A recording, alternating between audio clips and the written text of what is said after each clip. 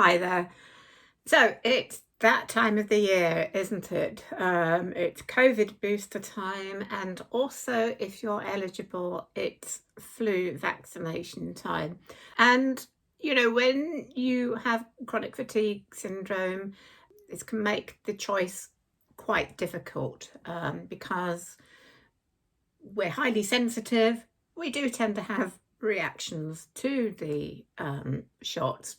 Obviously, the COVID one, everybody is eligible for at some point, and if you have had the first one or a booster, you may have had a particular reaction to it. Now, I had mine a month ago, and oh boy, it completely knocked me out. I always forget just how much of a reaction I have to it. The following day, I was completely knocked out, and I was pretty tired for several days afterwards. So it's not something I look forward to, but you know, it's better than having COVID.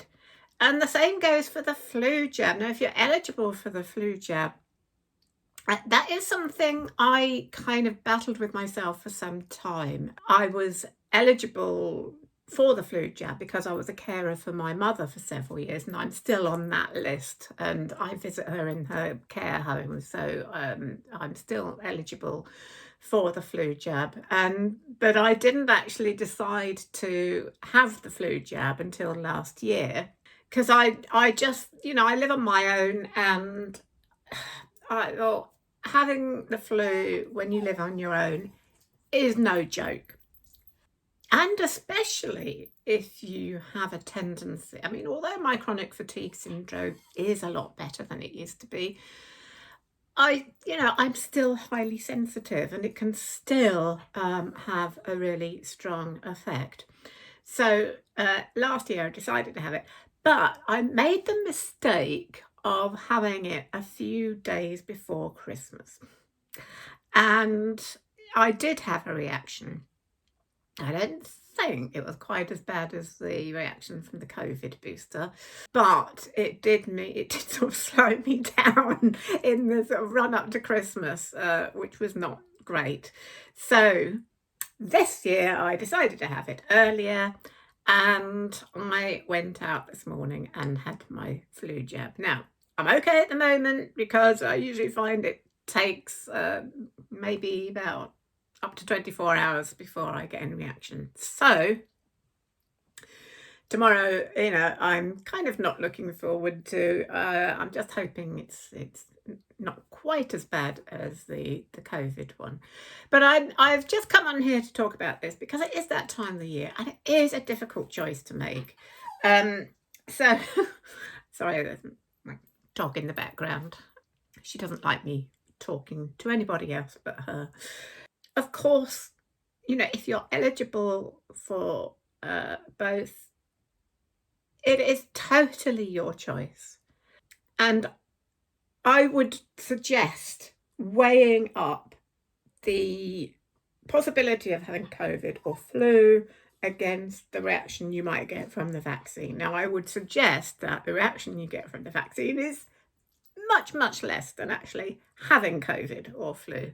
But of course, it depends on your circumstances. And I've said I live on my own. I do not want to get flu or COVID while living on my own and having to look after my little dog. Come on, Till. So yeah, here she is.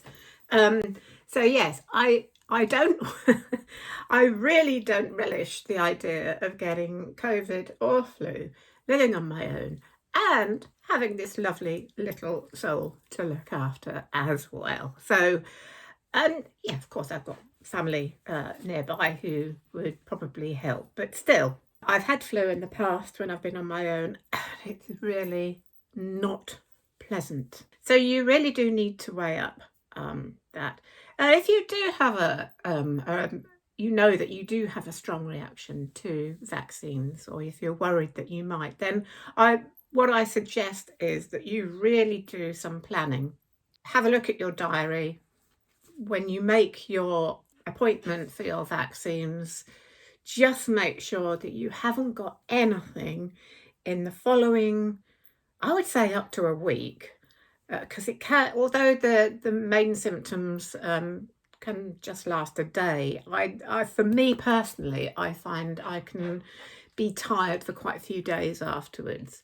So just make sure you haven't got any big plans for the week following.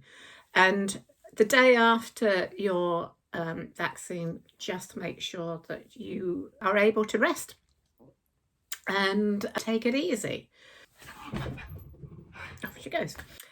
So there you are. That's my advice as to whether or not you have the COVID and flu jabs. And it's just a case of weighing up the pros and cons and doing some good planning so that you're not having to try and struggle through the days afterwards if you do have a reaction. And that's it. Do let me know what you think in the comments and, perhaps your own experiences. Yes, it's a difficult decision, I think. But at the end of the day, having the jabs is better than having the illness. But it entirely depends on your circumstances. So I hope that's helped in some way. Let me know what you think.